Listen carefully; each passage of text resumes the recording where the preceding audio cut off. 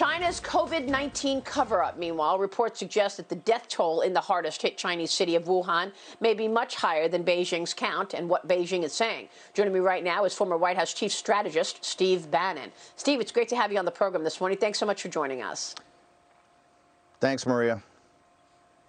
And I saw you on Sunday Morning Futures. You pointed out that the World Health Organization put out a tweet on January 14th saying that there's no human-to-human transmission of this disease. That's why President Trump is taking aim at the World Health Organization, saying that we're not going to give them the money, perhaps, that we normally do. What do you think about that? Absolutely. It's even worse than that. The Free Republic of China in Taiwan notified the World Health Organization on January 31st of 2019 they could prove human-to-human transmission on mainland China. And the World Health Organization looked the other way and believed the Chinese Communist Party. President Trump's 100% right to go after the World Health Organization. That's really been a front organization for the Chinese Communist Party in this entire endeavor. However, that's got to be dealt with. But the Chinese Communist Party and their culpability in this is really what has to be addressed.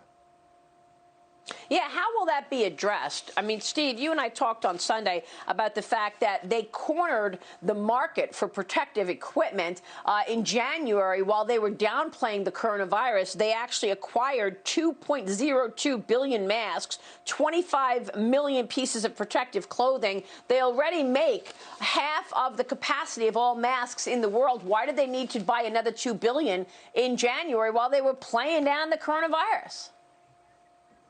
Not just playing in, they were lying to people about the human-to-human transmission. They knew they had it. They vacuumed up all the PPE, protective equipment, in Europe, the United States, and Brazil. So later on, they could use it as a strategic advantage to give back to countries to kind of bleed it out like they did with Governor Cuomo. It's unacceptable. This will be proven, and this shows you it's premeditated murder of those doctors and nurses from Italy to South Africa to the United States that died in service to their fellow citizens in their country. The blood is on the hands of the Chinese Communist Party.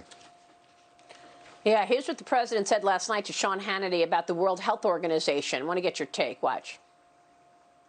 Every step that they made, everything that they said was wrong, and always in favor of China. Keep it open. Don't close the borders. There were other things, too, where it came from, the extent of it, how serious it was. They never viewed it as that serious. So, Steve, they were obviously working for China, but it really is concerning that this is a UN agency, Steve, that the U.S. funds the majority of the money given to the World Health Organization. And it's not the only UN agency that China wants to control. They tried to compete to run the intellectual property agency. What a joke. They've been stealing intellectual property for decades. And then the other day, they actually got themselves on the Agency for Human Rights. Another joke. Human rights and China? You've got 1 million Uyghurs right now locked up in camps. Not just in Uyghurs. Look what happened to the people in Wuhan because they lied to everybody about the human-to-human transmission. Look, in Geneva, they're trying to control or do control all of these UN operations. That's where President Trump's absolutely correct to expose this and go after it and make sure that it's taken care of. However, we can't take our eye off the ball. Remember, one of the most powerful things President Trump did was stop flights from China to come into the United States in late January. At that time, the Chinese Communist Party had limited, they had locked down internally Hubei province, but you could still fly from China to everywhere in the world, including Italy and Spain. The Chinese Communist Party knew about human-to-human transmission in December. All of this could have been stopped. The city of Wuhan and the decent, hardworking Chinese citizens did not have to be destroyed. Hubei province did not have to be destroyed. Italy, Spain, South Africa, the United States. All of this is at the doorsteps of the Chinese Communist Party. They are the Chinese people are the biggest victims. This is a murderous group of gangsters, and they've got to be held accountable by the world. Which is why I believe this upcoming election in November will be largely about China, as well as the president's leadership for the coronavirus. But people want to know that you've got somebody in charge who's going to keep China accountable. We've been talking about this now for years. Devin Nunes doing an investigation into China over the last 3 years that I've been focused on Sunday Morning Futures, where China has been putting military bases across the world. They've been stealing intellectual property. They've been tracking their citizens. They've, and they're trying to track the world. Look, that's very important, and I think we both know who has been spot on this, and that is Peter Navarro in the White House. I want to get your take on this memo, two memos that Peter sent. Look, I agree that Peter Navarro has been spot on. I have him on all my shows all the time as a result of that, but it's a competing vision within the White House, isn't it, Steve?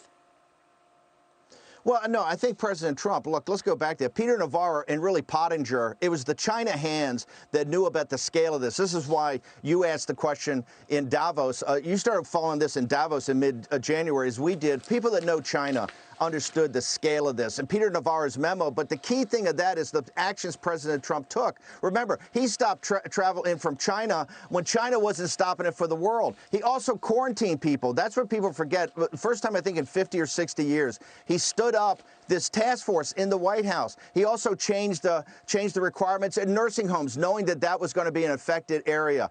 And the last thing he did was to tell CDC, hey, you've got the testing, stand it up and let's get the mass testing. The China hands in the White House, Pottinger and Navarro, had this right. If you read those memos, they're prophetic about what was going to happen. Now, the president didn't see them, but his natural instincts were to take charge and to get on top of this thing right away. And you're absolutely 100% correct. The November election, look, I say every day is November 3rd now, but you can see that this confrontation, this economic and information war confrontation with China is coming. And the American people, the people throughout the world, and the Chinese people want to hold accountable the Chinese Communist Party. What did they know? When did they know it? And what actions did they take in December, mid-December of 2019? Yeah. If they had done what a legitimate government would have done, which is get on top of this and not let it become their biological Chernobyl, all of the suffering, all of the economic destruction, all the destruction of pension funds, all the unemployment, all the death would have been avoided. Yeah, well, the other thing that Peter Navarro has been working on is getting the supply chain back to America. And this is another major issue, as you know, Steve. We're getting the majority of our active ingredients for our prescription drugs from China, only to hear them threaten us 2 months ago to say, hey, if you keep playing around with tariffs, then maybe we won't send those prescription drug active ingredients to the United States just when we need them in the middle of a crisis. Navarro has been trying to get companies to get those supply chains back to America. So the question becomes, what the heck is going on with Congress? I recognize this is 3 administrations, Steve, but how long has Nancy Pelosi been in charge? How long has Mitch McConnell been in charge? How come we have so many important critical items that are produced in China, and here we are in a pandemic, and we need those products? What the heck? We're just waking up to this now? Well, listen, people that have followed the China situation for years, and including, President Trump, have seen this as a huge problem. We need actions today. You need all the APIs need to be brought back here. The generic drugs need to be brought back here. Remember, the lobbyists in Washington, D.C. are still fighting Peter Navarro, the Made in America first situation, Buy American. They're fighting it every day. So don't think the lobbyists here are clean. They are all over, still trying to refuse to bring the medical supplies back here, to bring the active pharmaceutical ingredients back here. This is going to be a huge fight. They're not going to give up. Remember, the Wall Street and City of London that finance the Chinese Communist Party and buy into the business model are not going to roll over in this. This is why in November, this is going to be a huge fight. The American people are going to have to decide, do we want a nation that is self-sustaining, or do we want to be a supplicant and a tributary state to the Chinese Communist Party?